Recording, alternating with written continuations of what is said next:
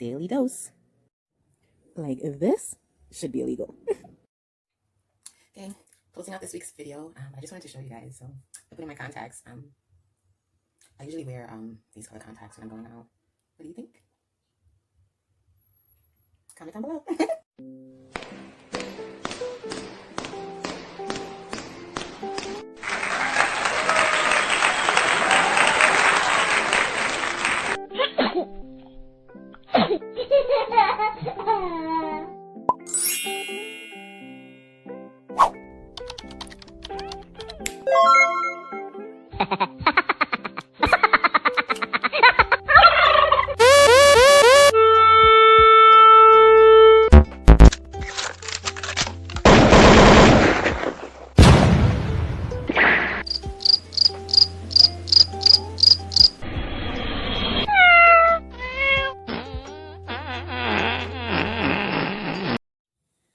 One last thing. So, in celebration of fall, I got this zero sugar pumpkin spice creamer from my favorite creamer brand, but never had this before. But you know, pumpkin goes with the fall, so let's see what this is hitting for.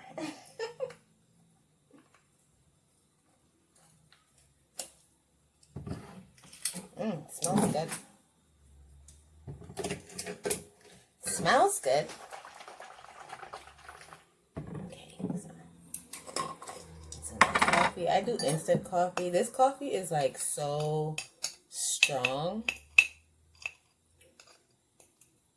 Like a little goes a long way with this coffee, but it just the flavor of it and everything. Cafe Bustelo is my favorite. So yeah, I said I was gonna try out like the Nespresso machines and stuff. I probably still will.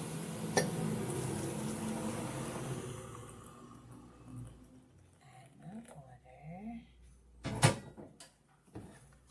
It says no sugar with this creamer. They didn't have one that had sugar, so, but I know that with this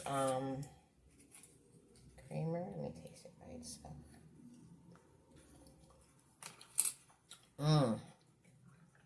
But this creamer itself, like even the other flavors, you don't. It's so sweet. Remember I told you like you don't need sugar with this creamer. This tastes really good.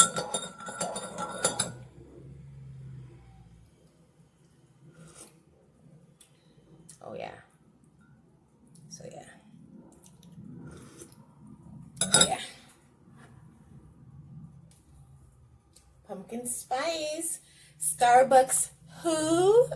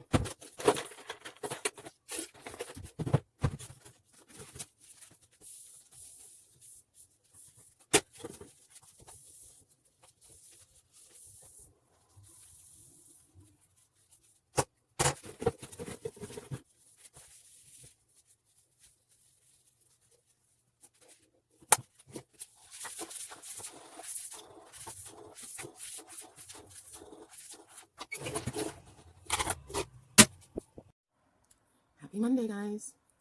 So, I'm just here. I woke up this morning with one of my ultimate migraines. So, yeah. I had one last ibuprofen, thank God. But there were some painters here yesterday. I know I told you guys that I've been staying by my mom due to some complications that I had, and then COVID hit. So the room I'm staying in, which is my old room, was painted yesterday, and I wasn't going to sleep in it last night, but it was done in a way where they told me that I could just come back in the room, and the paint smell was very strong. But you know, with the windows open, I was just like, okay, it's gonna clear out the smell or whatever. But then in the night, it started to get chilly, so I closed the window. I didn't close it all the way. I left it cracked a little bit so that, you know, like there could be some circulation. But I honestly think that that's what triggered my migraine, because all day I've just been feeling out of it. Like, thank God I had that pill. I got up and cleaned the bathroom because I didn't want to just leave the place. I have the rest of my stuff to pack on this the stand, but yeah, that I'm probably gonna do tomorrow, because I just did the bathroom because everybody uses the bathroom, and it was my duty this weekend to do the bathroom, so I just did the bathroom. Pushed through it a bit.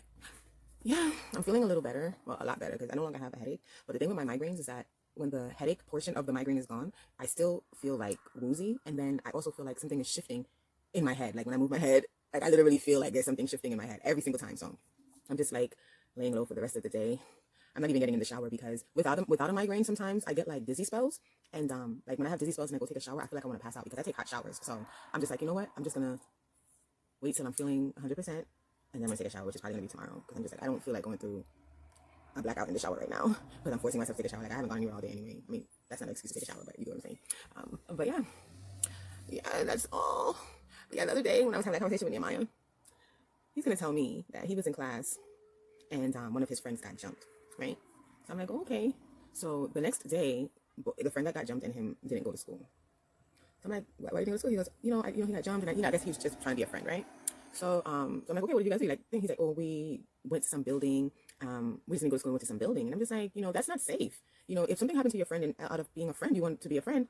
If you guys aren't going to go to school, you each could just stay home. Whether you talk on the phone, talk through your video games, because these kids play the video games, but they can speak to each other. If you want to give him moral support, I had to tell him, like, there's people out here, like that same friend would probably even be friends with the persons that jumped him, just to set you up. You know what I'm saying? And make it seem as if he's not friends with them. I say you have to be careful of things like that, because if this is your friend, he got jumped, y'all don't go to school, but y'all gonna go into a strange building. Anything can happen. Okay, you guys didn't go to the building, what you do, telling them to come so that both of you guys can fight them together. Anything could happen. I said sometimes people will portray to be your friend, and they're really friends with the enemies. They have the in to set you up to be places to get certain situations happen to you. So, because he's saying like he wants to leave the school, because he's feeling. He says, and the crazy thing is, I used to go to the school. I was actually on the track team at that school. So I told him that I'm going to come to the school and, see what's going on, meet all his teachers, and, I'm not going to get to them. I'm not going to tell them like, oh, blah, blah, blah, but I feel like if you have like a good rapport with the teachers, it probably would make things, but the kids just actually started going back into the schools. So I'm just going to make some time to go up there and like scope it out myself, because I'm pretty sure, things have changed since I've been there. But yeah, but that school is, to be completely honest, between his middle school and this school is the reason why I'm still in New York. I don't know if I said it on the vlog or if I said it on my Instagram that I was in Atlanta. I still have things in Atlanta. The crazy part about it is that I don't know my address out of my head, and I was trying to figure it out the other day. But the absolute only reason that I'm still here is because the middle school that I had gone into was a really good middle school, and I was saying that I would just let him finish that school here before I transferred him out of state. But then the middle school was able to get him into this school. This school is a specialized school, and I was even shocked that he just got right in. But I'm pretty sure it's because of the school that he's coming from, because they have a good reputation. So I'm pretty sure that's the reason why he was able to get into this school. So that, when I heard that he got into that school, I said, you know what? I'm just going to adjust to being in New York, even if it's for a few more years or whatever it is, even if great things just start happening for me over and over here, So that's the reason why I'm here. So if this is what's going on, I don't know. So I'm just going to go to the school and see what's going on. But one thing I do know, it's hard being an alpha female, a black man in America, and someone who's being forced to stay in communication with someone. Like, I know those are the hardest things in life. It's just the hardest things in life. So with like how I, view my son, I'm like, he's going to be a black man in America, and I just try to take all precautions, because I even told him, like, they have truancy, like where, even if you're late to school, they can pick you up and they'll take you to the precinct, I said, that's not safe. Even if you're late to school, you could be going to school and they'll pick you up and take you to the precinct, So, but, those things that we have to have talks with these children, because they don't know, and they're curious and they want to know, and especially little boys, girls too, so it's not even just little boys, like girls too, they're curious, they're trying to figure out life. They always think their parents don't know nothing, but one thing I do say about my son, he does take my advice a lot of the times. So that's why anytime he tells me any little thing like that, like I try to give him the best advice from my personal experiences that I can. I know I'm not a man, but I do have experience in society. So, those experiences, lead me to be able to give him advice at least, So, yeah, so I'm just here. My headache is diminishing, but yeah, I just wanted to let you guys know, because I'm pretty sure there's other parents that can relate. But yeah, I'm I'm trying to make sure that he's telling me he wants to go to the school, but I'm like, trust me, you go to the school, it's gonna be no different. There's gonna be kids wanting to fight. He says that he smells smoke in the hallways and things like that. I'm like, so I'm just gonna go up there and see for myself, see what's going on. Because I remember even when I was in high school, you would hear instances of little things like that too. So it's kind of uncontrollable, because the teachers can only be, you get what I'm saying? So, but he's saying that he doesn't see the people, but he's smelling the smoke. So, something has to happen, something has to be done about that. I mean, I'm not going to say that's in because I also do know that can, interfere. Like, these people have your child's grades in their hands, and I'm the type of parent that I don't like to go and cause a problem because of that, because they can be spiteful. And as I said, they have your child's grades in their hands. So I'm just going to go and see what's going on. And, I mean, if I look around and I see, or like we stay a little bit longer and, things don't change, then we can just think about moving for the next school year or whatever. But yeah, so just gonna make some time to go and see, because that does worry me. I don't have a car at the moment, so it's not an option for me to take him to school and pick him up. Like, I honestly feel like that would be the safest option right now, because I don't think going anywhere, even if I mean, there's parts of out of town that are less, aggressive. So yeah, but for right now, this is where we are, and I don't have a car to pick him up and drop him off. So I'm just gonna make some time to go up there and see what's going on, meet with the teachers, get all their numbers, stay in communication, because I also do feel like that helps as well. They'll take more care into your child because they see you're taking care into your child, if you understand what I'm saying. So I like to do little things like that, like stay in communication with the teachers, kind of make them feel a little special themselves, because, a lot of the day your child is with them, so yeah. I don't want to sound redundant, but after that clip, I just, I'm just here and I'm thinking, I just wanted to give a story of when Nehemiah was in middle school. I'm the type of parent that even in elementary school, middle school, any school that he's in, anywhere he is, I'm the type of parent that pops up.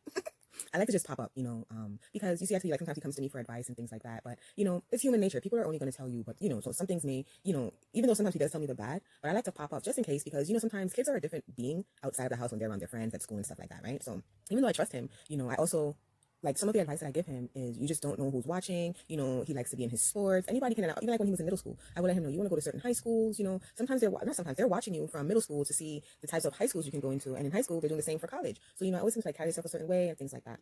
So I like to do pop-ups and just, go to this guy. But he's usually where he's supposed to be doing what he's supposed to be doing when I pop up. But I'm still going to pop up. But I wanted to do this story about when he was in middle school. I had gotten a call from one of his teachers saying that, he's been coming in a little bit late. Because the middle school that he was going to, it was like on the other side of town. And sometimes I would take him in the mornings. My mom had like an old car, and I would take him in the mornings sometimes. And but that wasn't an option for me every day. So a lot of the times, like, I would send him in a cab. I had like a driver come to pick him up and take him. But things happen, and I don't know, it's because it's like on the other side of town. It would be rush hour and stuff like that. But the timing, I used to have the person come at a specific time in the mornings to take him. So even if he wasn't early, he should have been like just on time with like traffic and things like that. So I wasn't understanding why they would be complaining about him coming in late. So I did one of my infamous pop-ups, and lo and behold, who do I see outside of the school? Nehemiah with one of his friends. So like, just out of like the shock in my body, it just like forced me to say Nehemiah, yell out his name. Because I'm just like, what are you doing? Like, this is true. The teacher's calling me telling me you're late. This is really what is going on. I don't know if you guys remember I mentioned a classmate of his that was from Vanderveer Projects. Not taking anything from Vanderveer Projects, but it just goes to show you that no matter where you send your child, you can be thinking that you're taking them into a better situation. There's always going to be a few bad apples. And I only say that to say, because for me, if someone's mom comes and is like seriously letting you guys know that what you're doing is the wrong thing, get inside the school. So Nehemiah goes into school, the little boy still walks the other way.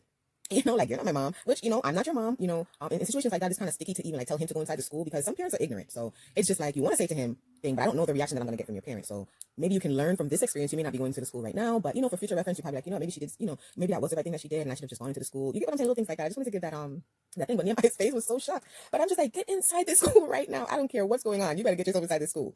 And I was dying laughing when I got back into the car, because his face was always shocked. But so was I, because imagine coming out of middle school. Middle school, there's literally babies out of elementary school. So, I get that he's trying to make friends. He's in a whole new neighborhood, so none of his friends from elementary school are there. And I'm just like, but I just wanted to touch on that, because it would look like I'm not caring about the other child. But even that reaction, just, I don't want it to seem as if I am stopping my child from being friends with anybody. But there's just certain actions that I try to give him advice on, to say, like, not everybody belongs in your future. Some people come through your life to give you, lessons, and you're supposed to take a lesson and go about your life, That's the only thing I try to, like, really get into his head, especially, as I said, being a black man in America. It's harder for them. So, and sometimes I feel like the way I try to raise him is a little offensive to others, but, sometimes I can't dwell on that, because I'm only looking out for the best, like, I'm looking out for the best of my child. So I'm not saying that this kid is bad, but just to not even think like, okay, this is a parent. You know, I know I don't look like a typical parent, but at the end of the day, I am a parent, and I'm not telling my child the wrong thing. So, and you know that you're not supposed to be out here. You get what I'm saying? So just for him to not even think like, you know what, since my friend going inside, let me just go inside too. Because there was a group of them. Some of them were already it was a corner store. Some of them were already at the corner store, and him and the young man were walking there together. So it's just like, if he has to go inside, and this is your friend, you're like, you know what, let's just both go inside. You get what I'm saying? Just, and I get it that they're young, you know, but that also goes with upbringing. And sometimes when you're from different walks in life, it just doesn't work sometimes. And it just is what it is. But okay, so I'm back at it. I'm here packing up my stuff. So this box I'm gonna put under there, out of the way. This has like all my ingredients and stuff for like the oils. But I also bought a few things while I was here, and I don't go anywhere, so they were like still in their packaging. So I'm thinking to like take everything out of its packaging, and like all these grocery bags that I have, take one of them and just pack all the new stuff in it. Because I told you, like, a lot of my designer items were stolen, were thrown away. So I'm kind of not starting from scratch, because I still have a few things. Some things were left in Atlanta. But anyway, sorry, my recording cut off. But yeah, so these are all of these are majority like the stuff that I need for, you know, the oil, the products, everything. Yeah, so I started like trying to like reestablish my wardrobe. So I'm trying to put everything together to see what else I need to get. I know I need a whole lot of footwear. Like, my footwear disappeared. So, yeah. The perfect fall shoe.